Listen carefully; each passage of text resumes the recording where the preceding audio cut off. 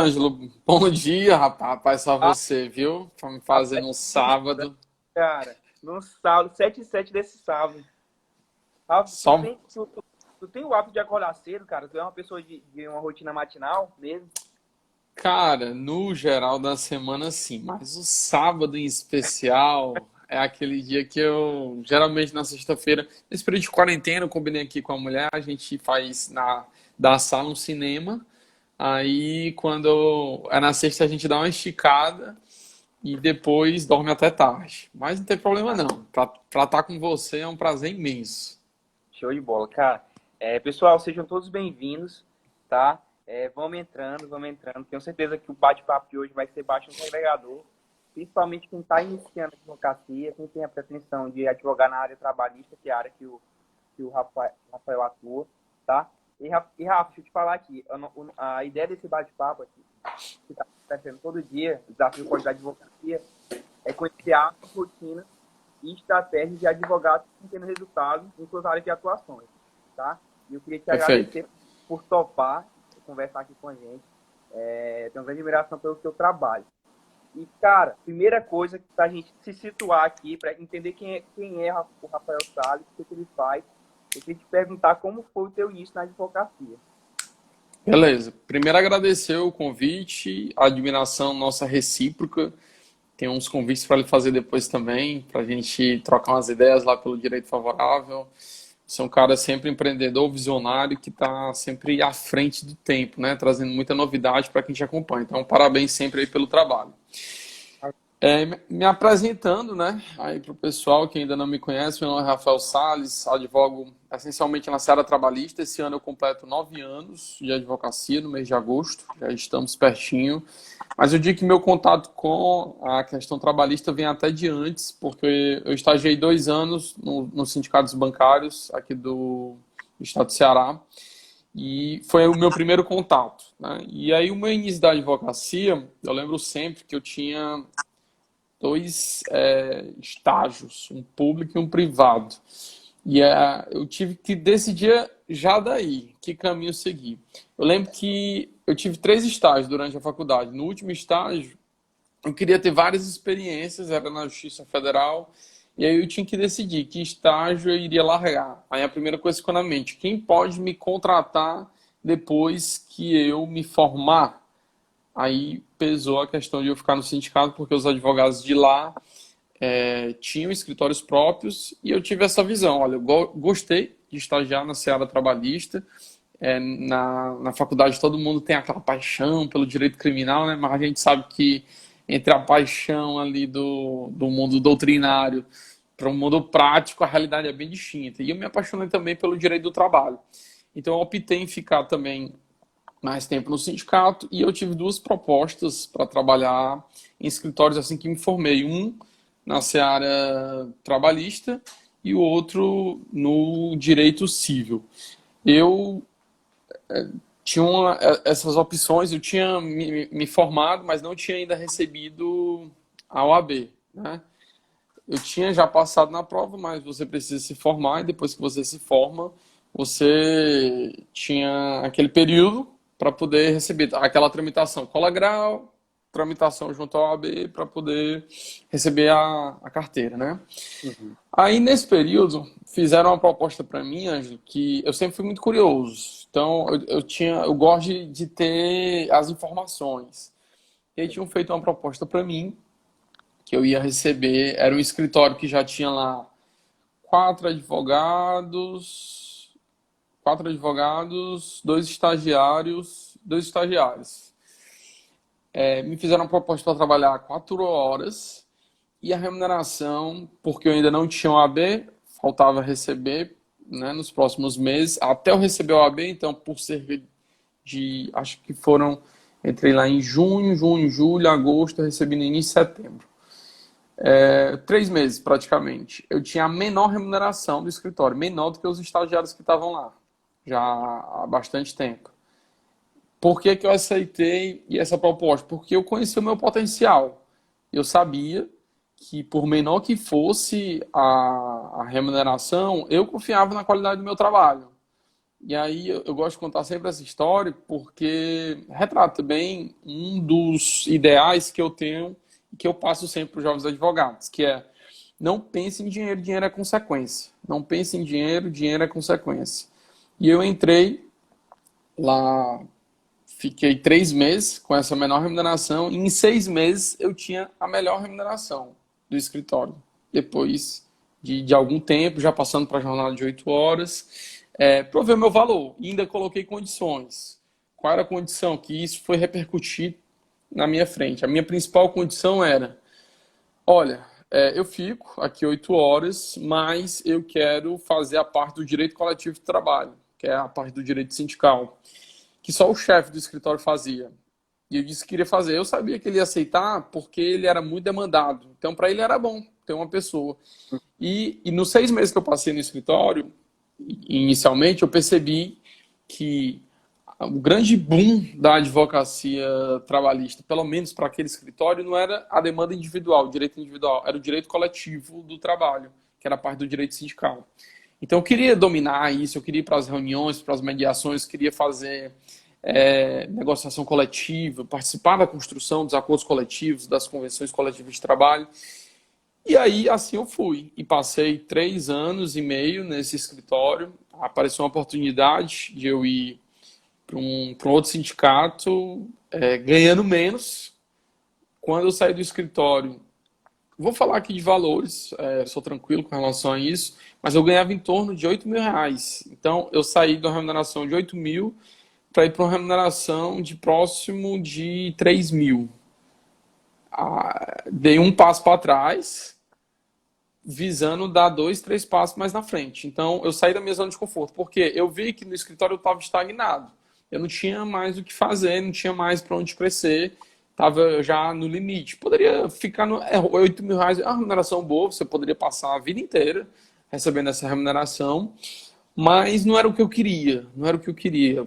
Eu sempre, quando eu saí lá do meu interior, sou do interior do Ceará, quando eu cheguei em Fortaleza, o pessoal disse: você tem muito convite para voltar para o interior, para advogar para a prefeitura, esse tipo de coisa, mas eu sempre disse: não, eu não tenho esse objetivo de coisas fáceis. O pessoal sempre me disse: Rafael, qual é o teu objetivo na advocacia? Meu objetivo é eu entrar na sala e o pessoal dizer: olha, ali é o Rafael Salles, aquele baita advogado. Então, o meu objetivo sempre foi esse. Então, eu sempre tenho esse mandamento: dinheiro é consequência, dinheiro nunca pode ser a prioridade. Ele vem ao revés. Então, eu fui para esse outro sindicato, fiz uma aposta. Depois, quando eu cheguei lá, puxaram meu tapete para botar uma irmã de um diretor. Então, eu tinha saído de um patamar de 8.000 para ir para um patamar menor, fazendo uma aposta, e puxaram meu tapete. Faz parte. Riscos que você toma. Mas foi na época, quando eu migrei, que eu decidi, paralelo ao trabalho nesse sindicato, abrir o meu escritório junto com 2 sócias na época. Hoje eu continuo com uma. Mas foi quando eu pude começar a me dedicar ao meu escritório, às causas próprias. Então eu tenho uma grande importância você trabalhar para um outro escritório, você fazer todo o know-how, aprender. Mas, financeiramente, para você ganhar dinheiro, você tem que ter o seu próprio escritório. É um caminho. Ou então se tornar sócio de um escritório, você se destacando, havendo margem para você crescer dentro desse escritório, você se tornar sócio também. Então, o meu início foi mais ou menos assim, de escolhas difíceis, de caminhadas para frente, caminhadas para trás. Mas eu hoje, se eu voltasse no tempo, eu faria as mesmas escolhas, sem dúvida nenhuma. Sim. Deixa eu aproveitar aqui, Ângelo. Eu sei que você tem mais coisas para falar, mas entraram pessoas queridas aqui. Só mandar um abraço pro nosso amigo Guilherme, né? Guilherme tá aí. Minha amiga Natália Assunção, grande advogada lá do Espírito Santo, que foi durante muitos anos presidente da Jovem Advocacia, da OAB Jovem do Espírito Santo, sempre também participando. Minha amiga Thalita, que eu acho que a última vez que eu falei com ela estava no Mato Grosso. Meu amigo Leonardo Feitosa, só gente querida. Que massa, cara. Pessoal, inclusive, se vocês puderem ajudar aí, meter o dedinho nesse coração para ele subir e a gente alcançar mais pessoas, o Instagram para mais pessoas, vai ser bem legal. E, Rafael, cara, conversei esses dias, olha só, já é o 11º dia que a gente está conversando aqui com todos os dias às 7h07. E não, nesses 11 advogados que a gente conversou, não teve nenhum que me contou história fácil do início da advocacia dele. Todos tiveram grandes desafios, o início foi sempre muito pesado. E o teu também encaixa muito bem nisso. Eu queria te perguntar, além do que tu contou aqui, qual foi o teu principal desafio, assim, dentro da advocacia mesmo, para tu começar a ter resultados? O que tu acha que é fundamental e que faz a diferença da galera que começa a advogar, mas não prospera na profissão, e da galera que tem grandes resultados? Primeiro dizer que o único advogado que teve início fácil foi o nosso amigo Guilherme, né? Que ele nasceu só com a facilidade ao redor. Tô brincando, Guilherme é um grande batalhador aí. E tem muito isso, né? Começar desmistificando. A gente vê hoje, tem vários caminhos aí no Instagram, e o pessoal vende muita facilidade. E isso acaba decepcionando muitos jovens advogados porque não é a realidade, né? Eu digo sempre, eu tenho uma palestra chamada Primeiros Passos, como se faz um advogado, que eu digo, olha, os 3 primeiros anos é só sobreviver, só sobrevivência. E o restante é que você começa a se estabilizar e a ter um lucro. O grande diferencial do início, para mim, são 2 principais. Cliente. Se você está no escritório próprio, você tem que ter cliente. Eu digo sempre, não adianta você ser o melhor advogado, ter sido aluno de destaque, se você não tiver o cliente. Então, como é que eu resolvo essa questão de não ter cliente? Se eu não tenho esse perfil de captar, de ligar, de tentar conquistar uma clientela, eu tenho que ter um sócio. Ou então eu vou trabalhar para alguém. Porque não adianta eu ser o advogado mais estudioso, que faz as melhores petições, se eu não tenho cliente. Não vou sair do canto. E aí, mais à frente, a gente pode falar um pouquinho de network e eu dar algumas dicas aqui, como é que você pode desenvolver essa rede para fazer essa questão de trabalho com a clientela. E o outro desafio é se capacitar. Tá sempre estudando, tá sempre realizando cursos. Lá no escritório nós temos uma política, por exemplo, hoje, para os advogados associados, tem uma lá, a gente percebeu uma crescente da demanda na parte tributária. Eu sou especialista em direito de trabalho, minha sócia é especialista em direito de trabalho. Atuamos muito com direito de trabalho, mas nós optamos em pagar uma especialização para ela em direito tributário.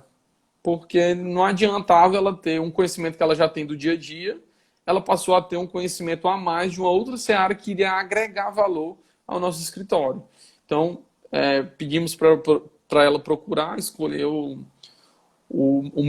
melhor curso de tributário que nós temos aqui no estado do Ceará, que é vinculado ao Instituto Brasileiro de Estudos Tributários, o IBET, e está agregando já tem retorno. Toda vez que alguém me pede alguma questão tributária, eu já encaminho e já está dando retorno, é um investimento. Então, essa questão do estudo, ela tem que ser perene. Eu lembro sempre, Ângelo, você deve ter ouvido isso também no início da advocacia, principalmente no início, né? Os amigos, os parentes querem muito, tem muito aquilo de querer levar você para o concurso, né? Para estabilidade, etc. Aí chega e diz assim, Rafael, tá fazendo aqui? Não, eu tô advogando. Ah, não quis estudar não, foi? Tipo assim, meu amigo,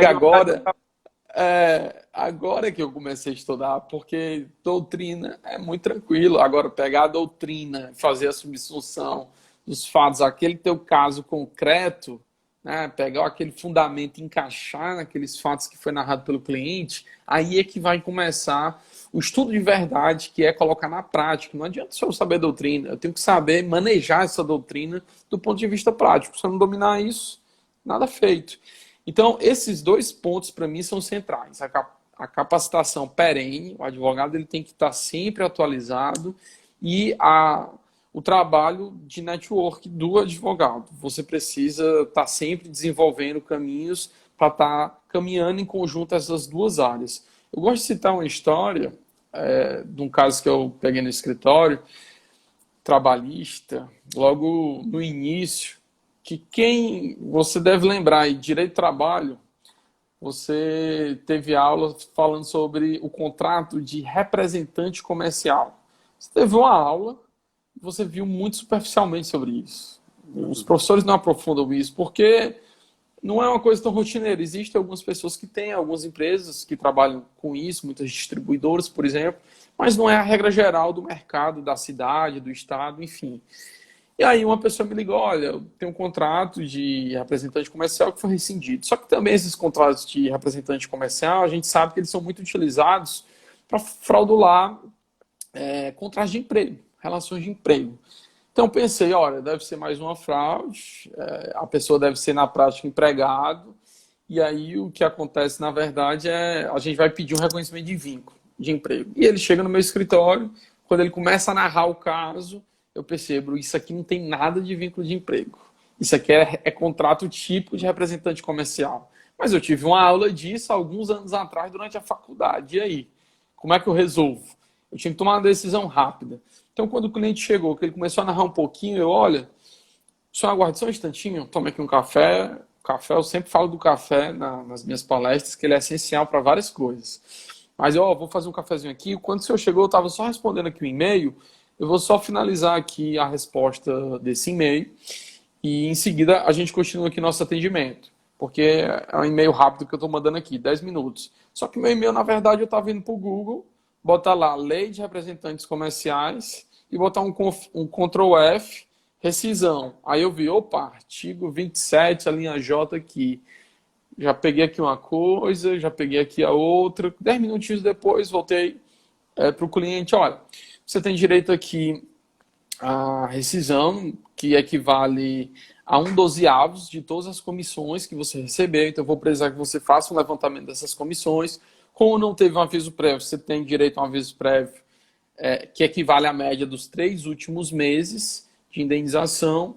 E beleza, eu poderia também só ter me contentado com isso, mas eu tenho uma praxe lá no escritório, toda vez que chega matéria nova, eu leio pelo menos 2 livros sobre essa matéria para construir a nossa tese que a gente vai colocar na petição inicial. Uhum. E aí eu até tive a oportunidade de agradecer pessoalmente a professora Vólia. Eu comprei o livro dela na época por R$ 200. Eu digo, foi o melhor investimento que eu fiz lá para o escritório. Porque ela tinha uma tese a respeito desse contrato, dessa rescisão do representante comercial, que é uma tese que eu leio na lei, eu não extraí. Eu, particularmente, não concordava com a tese. Uhum. Acho que ela deu uma esticada, mas eu usei, porque beneficiava o meu cliente. E eu entrei com 2 ações para esse cliente, foram 2 rescisões, e os 2 juízes dos 2 casos acataram essa tese. Numa, numa demanda rendeu 24 mil de honorários, e na outra ainda está rendendo, porque é uma execução que a empresa não pagou tudo, então ainda estou recebendo. A ação foi ajuizada há muitos anos, mas aqui e acolá a gente bloqueia alguns valores e hoje ainda está rendendo. De teses que estavam no livro, que se eu tivesse me contentado só com a lei, não tivesse ido para o livro, eu não tinha visto essa tese, eu não tinha a oportunidade. A diferença era muito grande, Anjo. Só para você ter noção, seria 8 ou 80, literalmente. Uhum. 8 ou 80, aplicando essa tese. E a tese foi acatada. A professora Vólia tem uma grande influência na parte doutrinária do direito do trabalho e provavelmente isso acabou influenciando que o juiz desse a decisão favorável. As empresas, por uma questão talvez de estratégia, não sei, acabaram não recorrendo. As 2 transitarem em julgado após a decisão de primeira instância, eram empresas de fora, talvez não queriam trabalho, enfim, mas acabaram que, para mim, foi ótimo não ter recorrido. Mas é um exemplo de Sim, como essa questão do estudo ele é perene na vida do advogado. Ele é perene na vida do advogado. perfeito, cara. E sobre fechamento, Rafa, tem algum. Foi algo que até nessa série de lives a gente não comentou muito. Sobre a reunião mesmo de fechamento com o cliente. Tu usou aí uma técnica muito interessante. Tu teria algumas coisas para falar para a gente sobre o fechamento em si? Tem algumas coisas, vamos lá. Uma coisa que eu digo sempre, né? Eu tinha um amigo que ele me disse uma coisa uma vez que ficou na minha memória. Tipo assim, ó, quando eu sento na mesa com o cliente, eu só deixo ele levantar quando o contrato está assinado. Isso é importante. Muita gente acaba assim, recebe a pessoa, eu deixo muito à vontade. Todos os clientes, seja trabalhadores, seja empresas, ficam 100% à vontade. Mas é engraçado isso que você me falou. Vou dar um exemplo prático que está ocorrendo nesse momento. Uma amiga minha, da época de faculdade, ou seja, 10 anos atrás. Importância de você trabalhar suas redes sociais. Ela sabe hoje que eu atuo com direito de trabalho. Sou professor de direito de trabalho. Se você for na minha rede social hoje, tem várias palestras que a gente ministra, cursos voltados para a seara trabalhista. Então, essa minha amiga de 10 anos atrás, de faculdade, entrou em contato comigo semana passada, na quinta-feira. Rafael, olha, teve uma pessoa que me procurou para uma defesa trabalhista, mas aí me mandou o processo, a questão de um acidente de trabalho. E disse assim, olha, eu não tenho expertise, eu queria saber se faz parcerias, etc, etc. Faço na hora, já ajustamos com ela um termo. Aí eu disse para ela, ó, você quer negociar com eles a questão dos honorários ou quer que eu negocie? Eu cobro a tabela de honorários da OAB. A tabela de honorários da OAB aqui me dá duas possibilidades. Ou eu cobro 20% do valor que está sendo cobrado para eu fazer uma defesa e acompanhar o processo, ou eu cobro 40 unidades de referência advocatícia. Hoje dá em torno aí de R$ 3.700. Então eu tenho duas possibilidades. Só que se a causa for alta, se eu cobrar o 20%, vai ficar um valor realmente muito alto. Então, o mínimo é essa questão dos 3.700. E aí você tem que ser fiel a você. Por exemplo, a tabela de honorários da OAB, em regra, estabelece o patamar mínimo, mas a gente sabe que às vezes o pessoal tem receio. Uhum. Eu cheguei no patamar hoje que eu sou muito tranquilo com relação a isso. Cobra ali a tabela, se o cliente chegar e disser não, não posso fechar, tudo bem. Boa sorte. Desejo sorte aí, contrate outros advogados. Mas eu tenho muita confiança em fechar sempre nisso, porque eu confio muito no meu trabalho. Então, sempre, uma das dicas, no início, hoje, quando eu vou me apresentar, eu falo para os meus clientes, olha, quem ainda não me conhece, né? Meu nome é Rafael Salles, atuo há 9 anos, procuro ser referência em direito e processo do trabalho. No caso da contestação, uma coisa que eu faço muito, o cliente ele chega muito desesperado, porque ele recebeu a demanda lá, tá dizendo que ele está cobrando 30 mil. Se for a primeira demanda dele, ele é leigo. Então ele fica pensando, porra, esses 30 mil aí, eu vou fechar a minha empresa. O coração aqui apertado, ó, vou fechar minha empresa. Então, eu desenvolvi uma técnica que eu chamo de análise de risco de condenação. É a única coisa que eu antecipo para o cliente a termo de trabalho. O que é análise de risco de condenação? Eu pego a petição inicial. Vou citar um caso prático, para depois voltar para isso que eu estava contando. Peguei uma demanda, estava lá pedindo 34 mil. O empresário chegou para mim e disse, olha, 34 mil é meu faturamento de um mês inteiro, pagando funcionário, pagando fornecedor, pagando todo mundo. Vou fechar essa porta, calma. Vamos analisar aqui o que é que está sendo pleiteado. Beleza, eu faço análise de risco de condenação. Eu vou lá para os pedidos e todos os pedidos eu vou numerar. Pedido A está pedindo tanto, pedido B tanto. Eu, olha, esse primeiro pedido aqui é devido. Esse segundo pedido aqui é devido. Esse terceiro pedido está fundamentando a convenção coletiva. Olha, convenção coletiva de trabalho, vamos ver a convenção, se foi anexada, beleza. O cabo era um motoqueiro. Motoqueiro está representado pela convenção, os sindicatos motoqueiros, beleza. A empresa era um restaurante. Opa, quem assinou foi o sindicato patronal dos restaurantes? Não, foi a Federação do Comércio. Opa, o restaurante não foi representado nessa convenção coletiva. É um outro sindicato que não representa ele. Então, esse pedido C, que está fundamentado na convenção, não entra. Esse pedido D também não entra, esse aqui não entra. Então, esse caso, nesse exemplo, eu peguei 34 mil no primeiro atendimento, eu disse, olha, a condenação máxima aqui é 17 mil reais. E passo isso com segurança, porque realmente aquela convenção não era aplicada dentro daquela realidade. Então, de 34 já baixou para 17, metade. Então a pessoa, pô, já baixou metade, ele está cobrando 3.700 de honorários, então já está tranquilo. Já é um motivacional para ela fechar. E aí, voltando para a minha história anterior, essa minha amiga preferiu que eu entrasse em contato direto para poder negociar. Aí ontem eu entrei em contato, marquei uma reunião para segunda-feira. Geralmente eu marco a reunião no meu escritório, Lá a gente tem um escritório que a gente fez uma organização bonitinho, mas eu digo não é essencial. E eu vou provar que não é essencial o escritório no início da advocacia. Onde é que eu vou fazer a reunião? Meu escritório eu acho ele bonito, tem um lustrizinho legal, tem um teto de gesso 3D que eu acho bacana, que eu gosto.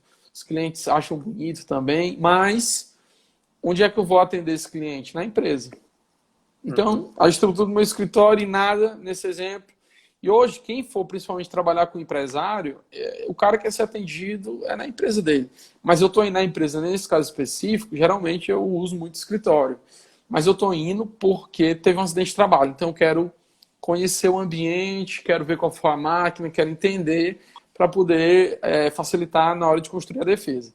Beleza, marquei com eles 11 horas e aí avisei a minha amiga, olha, marquei 11 horas, já falei com eles sobre a proposta de honorário. Se você quiser participar da reunião, que ela disse que queria também acompanhar para poder ter um crescimento, entender como é que funciona essa parte de preparar uma defesa, enfim. Aí eu, beleza, marquei 11 horas. Aí ela pegou e falou, se tu quiser que eu já vá pesquisando jurisprudência, para a gente agregar e tal, lá e tal. Eu peguei e disse, olha, eu não trabalho antes de fechar o contrato. Então, aí ela, boa, porque às vezes o pessoal se antecipa, vai, trabalha. Não, claro que você tem que chegar com a noçãozinha, eu faço essa análise de risco de condenação que eu mencionei para você, mas o trabalho mesmo é depois do contrato fechado. Então, você tem que focar muito no fechar o contrato. Tão importante quanto a tese que você vai construir para sua defesa é focar em fechar o contrato, porque às vezes você se preocupa muito, não, vou prestar aqui um bom serviço e não foca na questão de fechar o contrato. Era um problema que eu tinha, Ângelo, esse, de, vou prestar aqui o melhor serviço, prestava um bom serviço, não focava nessa questão de fechar o contrato e às vezes eu tinha problema depois para receber. Então eu já coloco no mínimo valor de início para não ter nenhum risco de nenhum tipo de calote. Acho que eu tive 2 calotes durante a minha advocacia, que trouxeram também lições, né? E essas lições foi justamente uma delas isso. Sempre estar com o contrato assinado, embora eu tivesse, viu? Desde o começo eu sempre fiz contrato, foi uma coisa que eu sempre tive cuidado. Agora eu nunca executei esses 2. Um era um divórcio, era bem no início da advocacia, e pagou metade. Quero saber disso não. Mas uma das dicas que eu dou é essa, da análise de risco de condenação, nessa parte trabalhista, que você pode fazer. E a questão do contrato. Sempre firme o contrato, deixando de forma clara, transparente, deixa uma via com o cliente, para não ter nenhum tipo de problema. Então, essas são as dicas assim principais que eu acho que os cuidados que a gente tem que ter e como a gente deve conduzir. Então, é tão importante lembrar disso, tão importante quanto construir a tese, apresentar ela para o cliente e deixar o contrato firmado. Muita gente esquece dessa parte do contrato firmado que vai direcionar as disputas futuras. É igual o casamento, viu? No início, não, doutor, você pode ficar aí com 80%, embora a gente saiba que o nosso código de ética limite a 50%. Mas diz assim, você pode ficar com 80%. Mas quando chega lá na hora de receber, doutor, então é igual o casamento, né? Você estabelece já as regras ali do fim, né? Você diz qual é o regime, ninguém quer que acabe, mas se acabar já está ali as regras bem definidas. É igual um contrato civil, um contrato empresarial, enfim. Pessoal, vocês sabem que esse bate-papo aqui é muito interativo, vocês que mandam, então podem mandar perguntas aí que o Rafael está super à vontade para responder, e quando a gente achar bacana, alguma aqui pertinente, a gente já puxa e responde. O Guilherme já perguntou aí, Rafa, como é que tu vê o mercado de compliance, se tem espaço para jogar advogado. Beleza. Mandar um abraço aí para o meu amigo Ítalo, que depois fez algum comentário aí, que é um advogado que eu faço muita parceria com ele aqui. Depois, quando a gente for falar de network, posso citar meus casos aí com o Ítalo, com o próprio Guilherme também.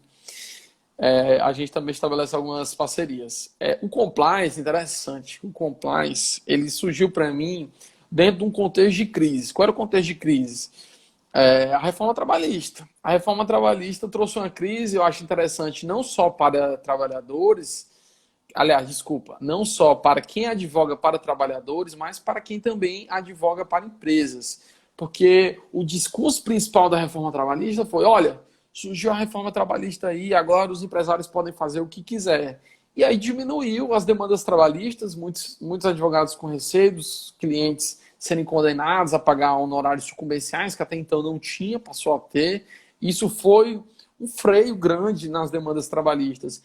Então, muitos advogados de empresa, por exemplo, os empregadores, olha, como diminuiu aqui minha demanda, ou a gente encerra o nosso contrato, ou tu vai ter que diminuir os honorários. Então, foi ruim para toda a advocacia trabalhista. Mas ali eu percebi uma necessidade.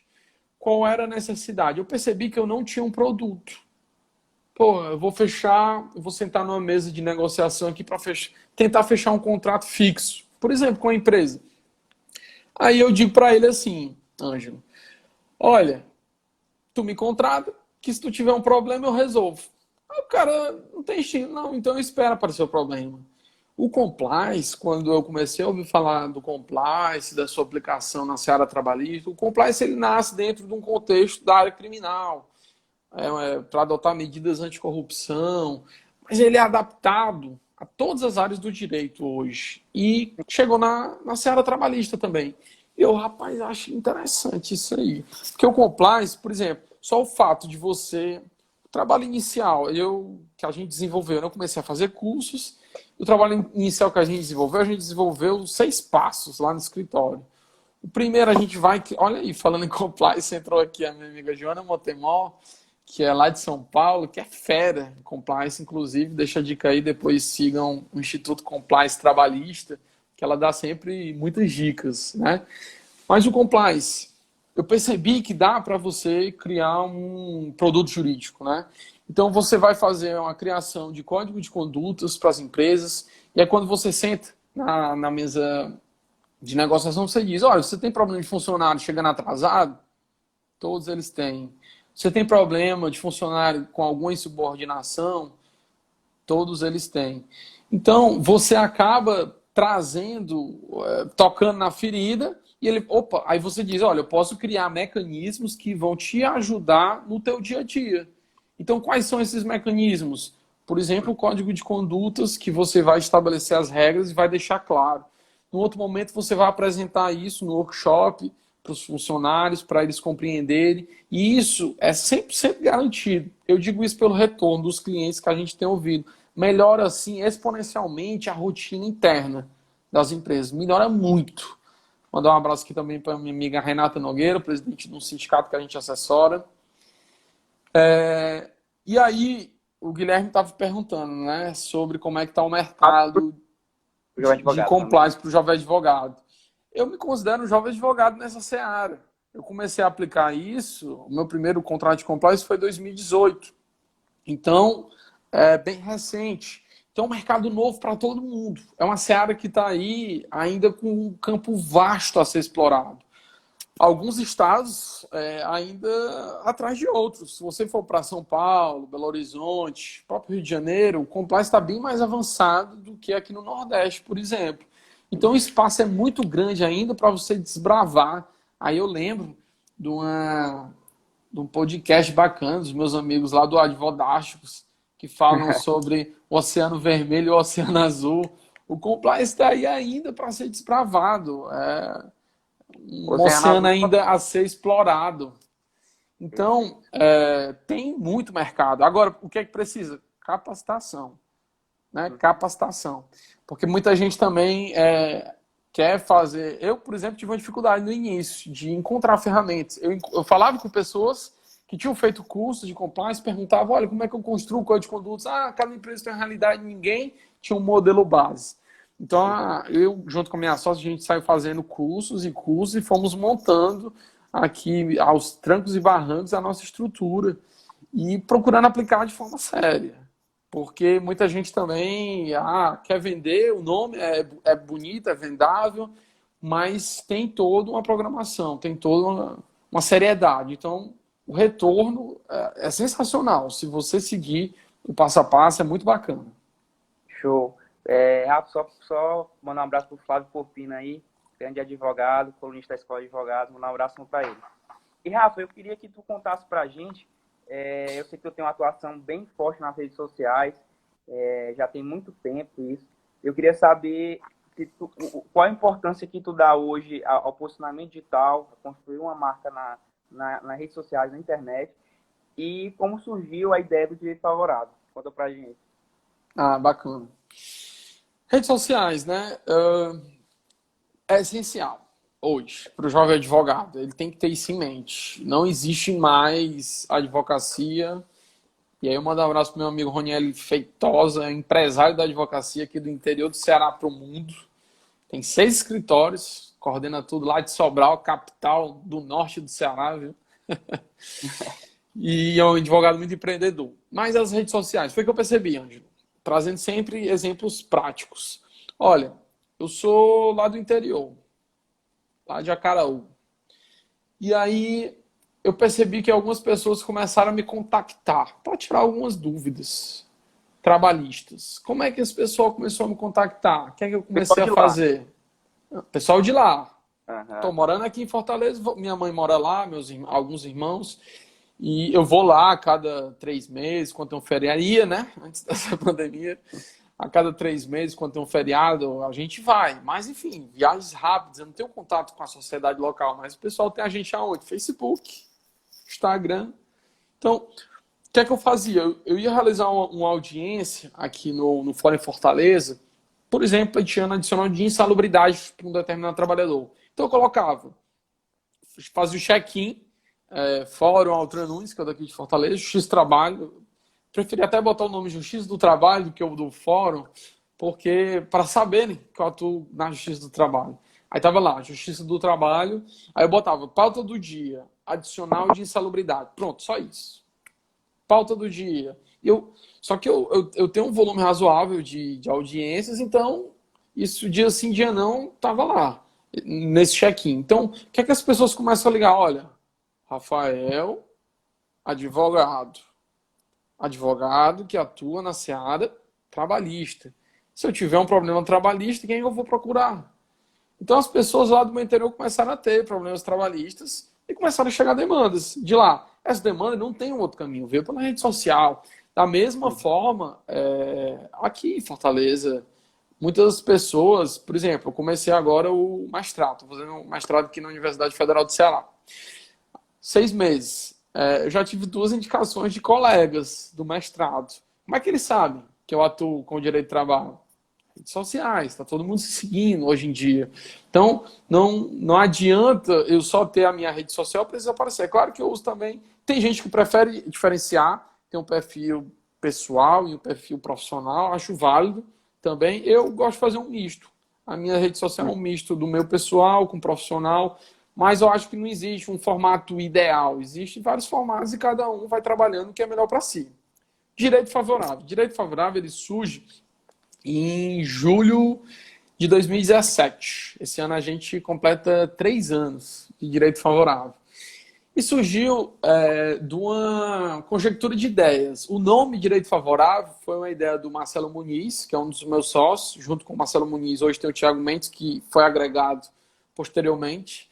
Mas de início foi eu e o Marcelo Muniz. O Marcelo Muniz tinha um nome, ele disse que tinha um sonho já há muitos anos de trabalhar essa ideia.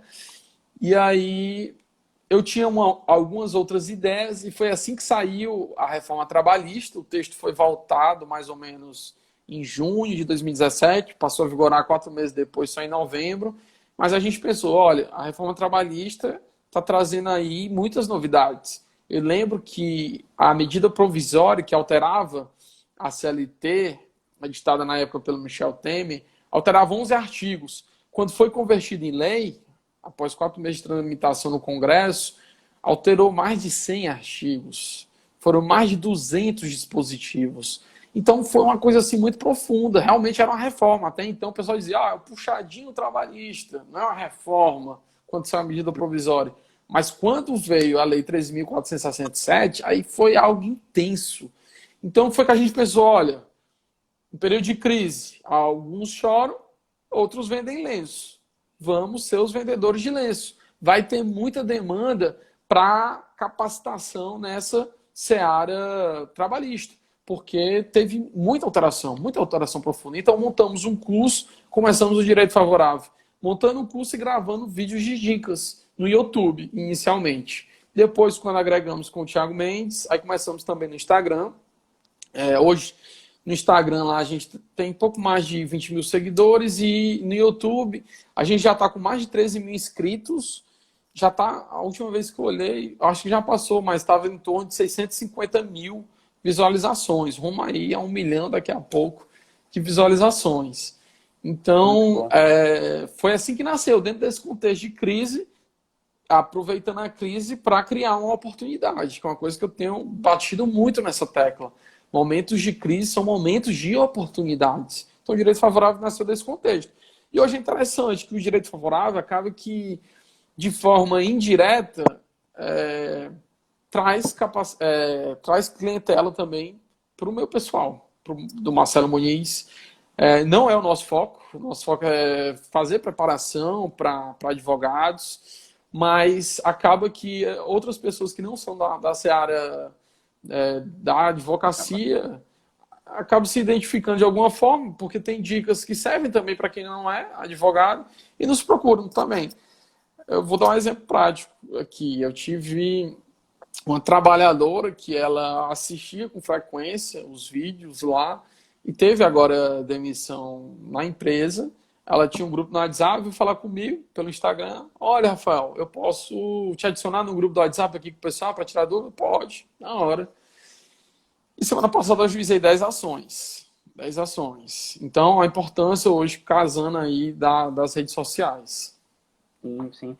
E, Rafael, tu falou de crise, né? Hoje a gente vive essa pandemia.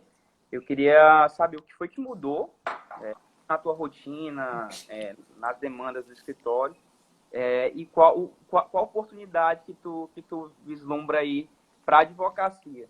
E se tu quiser partir também assimilar para a advocacia trabalhista, pode ficar à vontade. Beleza. Primeiro mudou muita coisa na minha rotina. Porque eu trabalho sempre com algumas políticas internas mentais, alguns mandamentos. Já falei aqui, por exemplo, de não trabalho por dinheiro porque o dinheiro é consequência. Então, não foque no dinheiro, o dinheiro é consequência.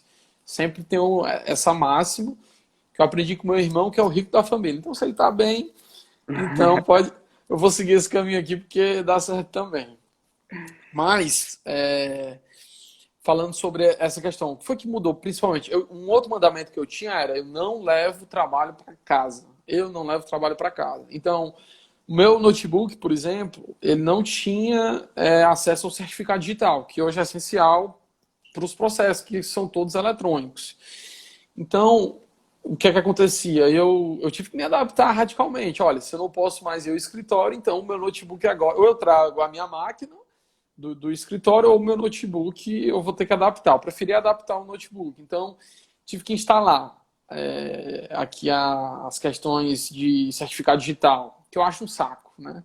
Mas era um período de pandemia, eu pedi, a minha esposa também é advogada, ela já gosta mais de atuar de casa, e eu disse: olha, instala aí para mim também na minha máquina, e ela fez essas instalações, e aí eu comecei essa nova rotina de trabalhar de casa. No início, cara, eu não sei se aconteceu aí contigo, eu conversando com outras pessoas, aconteceu com outras pessoas, foi meio que como se tu tivesse viajado para um outro país com outro fuso horário, que fica a noite fica dia, o dia fica a noite. É aquela chuva de informação, você é preocupado. Estava indo dormir 4, 5 horas da manhã, acordando meio-dia. E, enfim, estava tudo virado no início. Achei que foi essencial a suspensão dos prazos para a gente se adaptar. Fiquei muito feliz quando saiu. Mas depois eu pensei: olha, não, tenho que estabelecer uma rotina. Então, rotina é muito importante. A agenda é muito importante. Você anotar aquilo que tem para fazer e depois ter o prazer de pegar um marca-texto, como no meu caso, e dando baixa, aquilo ali mentalmente é assim libertador. Então, eu comecei a fazer muito essa questão da agenda e voltei a ter uma rotina. Eu voltei a trabalhar no escritório, que o governador liberou os escritórios desde, acho que faz 2 semanas agora.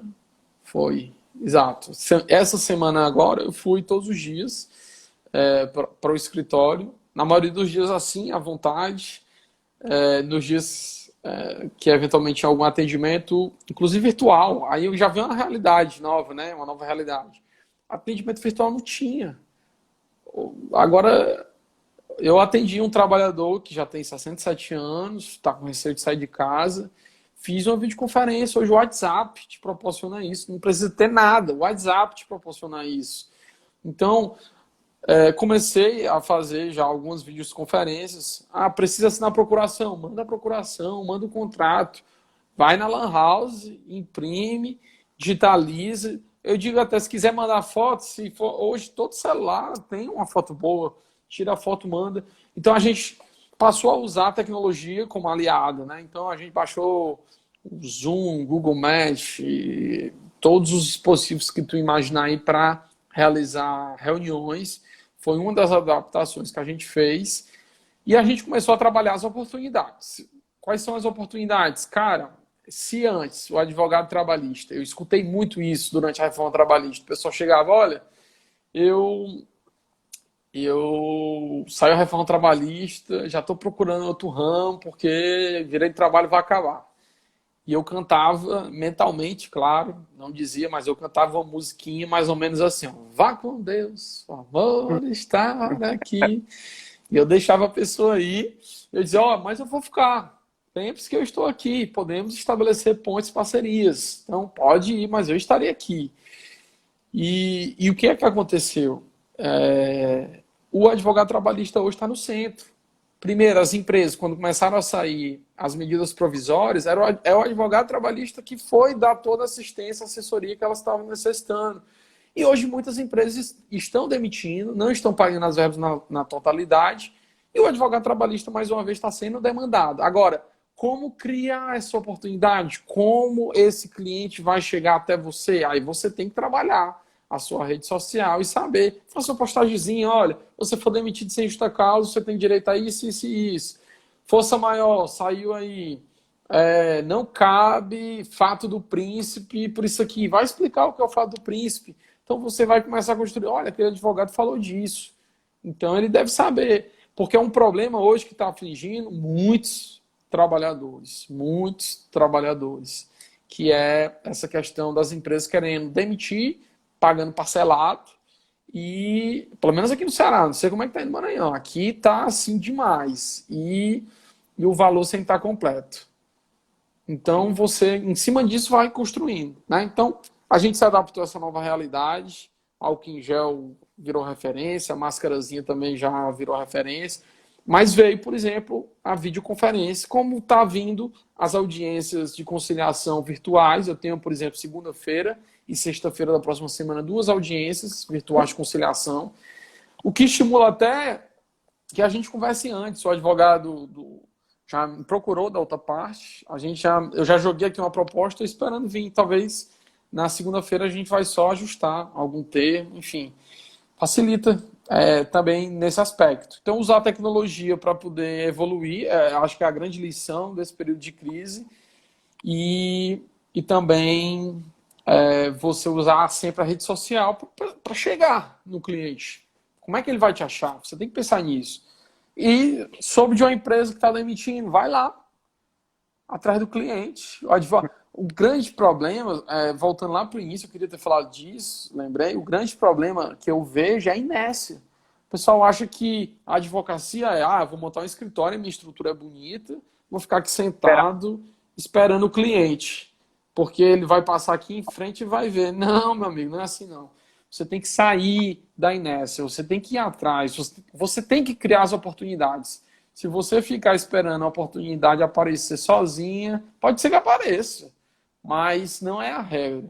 Então, o advogado que ele sai do seu escritório, que ele vai tomar café, e aí eu volto sempre para o café, né? O café, para mim, é essencial para você desenvolver a sua advocacia, está intimamente ligado. Inclusive, estou virando agora especialista. Todas, todo mês eu estou comprando os cafés especiais e eu vou provando, e isso vai se vir mais na frente nas minhas reuniões, conversando com os clientes que gostam de café. Show de bola, cara. Incrível. E, Rafael, a gente poderia falar um pouco de network, mas já tá ali agora, mas um pouco mais para o final. E Tá. como a ideia aqui é conversar sobre hábitos, rotinas e estratégias, a Thalita fez uma pergunta bacana aqui. O que te traz motivação e o que você faz para se manter motivado na sua área? Aí eu queria linkar, saber, tu acabou de falar que tá comprando café, que está aprendendo mais. Eu queria saber o que o Rafael faz além da advocacia, o que ele gosta de fazer, para realmente entender um pouco como é que funciona aí tua mente, cara. Rapaz, a minha mente é punk. Mas vamos lá. Primeiro, sobre essa questão da motivação na advocacia. Cara, eu acho que a motivação maior é você se enxergar como um instrumento de realização social. Seja você advogando para trabalhador, seja você advogando para empresa, você pegar uma angústia de uma pessoa e transformar essa angústia, esse problema, numa solução, cara, isso é fantástico. Não tem dinheiro que pague. Então, muitas vezes você pega um trabalhador que está numa situação difícil, você faz uma justiça. Eu tenho um trabalhador agora que, sei lá, há uns anos atrás, perdeu um dedo num acidente de trabalho. Pô, um dedo, cara, é foda. E essa semana eu liguei para ele para dizer, olha, a empresa está fazendo uma proposta, era uma proposta muito boa, de acordo. Nesse período de pandemia, que de repente o cara está numa situação financeira difícil, é muito bom você fazer essa ligação.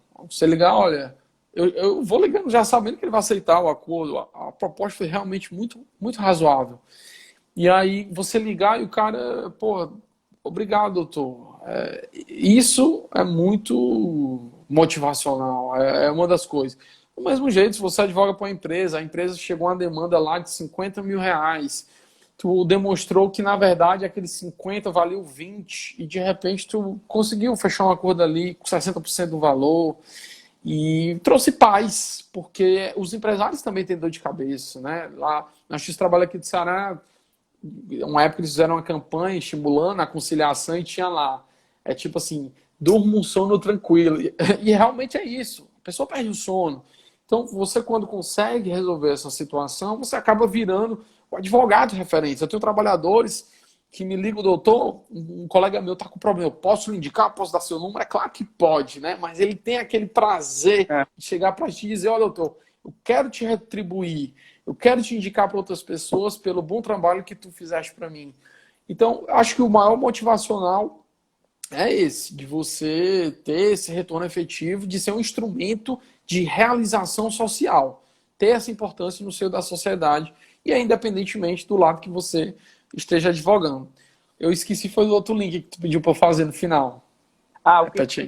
O que tu gosta de fazer além da advocacia. Conversei com o Pedro Coutinho, aí Pedro Coutinho ele gosta de desenhar, né? Aí ele pegou os desenhos dele aqui, aí mostrou isso aqui, uma técnica que eu tô aprendendo, uma técnica de não sei o que, retilíneo e tal. E aí ontem conversei com o Cora, advogado criminalista, aí, cara, eu gosto muito de ler poesia, de escrever poesia. E aí eu queria saber, só pra gente humanizar aqui nosso papo também, porque às vezes a gente não conversa muito sobre isso, né? Advogado é só aquela linguagem técnica, juridiquês e tudo, e esquece também. Acho que é um papo legal pra gente trazer pro pessoal. Cara, eu adoro a gente conversar sobre outras coisas também para fora do direito, né? Primeiro, ainda dentro do direito, vou falar coisas dentro do direito e fora do direito. Hoje eu estou cursando um mestrado, que era um sonho meu. E o mestrado, ele te traz uma bagagem assim impressionante. O volume de leitura é muito alto, muito alto. Então, você tem assim um turbilhão de novas ideias, melhora a sua escrita, melhora a situação, melhora as palestras. Minhas palestras hoje cito Bauman, cito no seu. Eu acho tão. Isso ajuda muito a evoluir a questão da retórica, da oratória, enfim, é muito legal. Mas o próprio mestrado, quando você se enfia muito no direito, ele traz a necessidade de você abrir para outras coisas. Então, recentemente eu li um livro do Franz Kafka, li Machado de Assis, que eu nunca tinha lido, parei agora para ler, fiquei fascinado.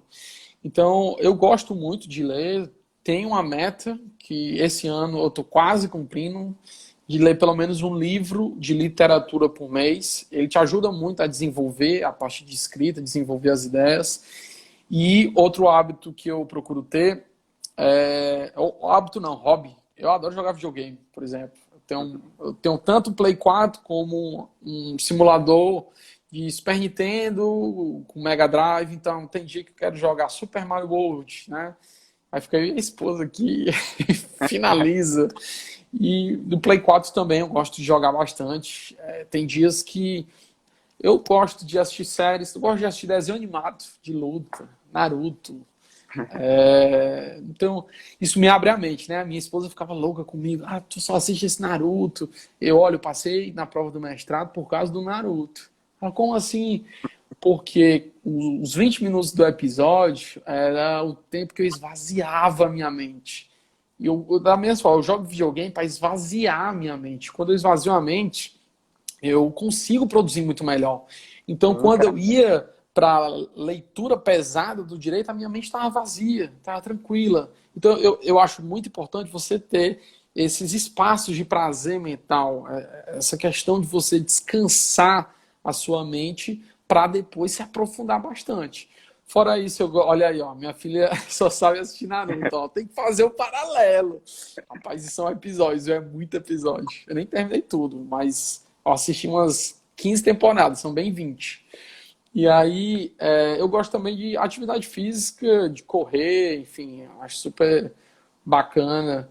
E hoje em dia, o meu grande hobby aqui em casa é os cafés especiais. Tem um moedor de café, é todo um processo. Eu compro o grão, aí tem um moedor, aí vou moer o café, depois pego o café, levo para a prensa francesa, que é um método diferente de fazer café, depois bota água quente, aí você testa, tem um dia eu faço uma infusão com alecrim junto, para dar um sabor diferente. Aí um dia tu pega os cafés, tu vai conhecendo, tem ótimos cafés aqui no Ceará, impressionante, não sabia, na serra aqui de Guaramiranga, cafés maravilhosos, e cafés também de outros estados, cafés de Minas, enfim. E é todo um ritual, você sentir o cheiro. Tem curso aqui também no Ceará de barista, eu vou fazer em breve. E assim como os cafés dos vinhos também, é uma outra ritualística que eu gosto bastante. E eu gosto de escrever poesia. É engraçado isso, eu não gosto de ler poesia, porque eu gosto de poesia, não sei se você conhece Patativa do Assaré, que é aqui do interior do Ceará. Eu gosto, já falecido, né? Mas, enfim, uma sumidade. E eu gosto da poesia rimada. E aí o pessoal faz poesia sem ser rimada, e a Patativa é sensacional. Ele diz Cordelista. assim, ó, cordelista.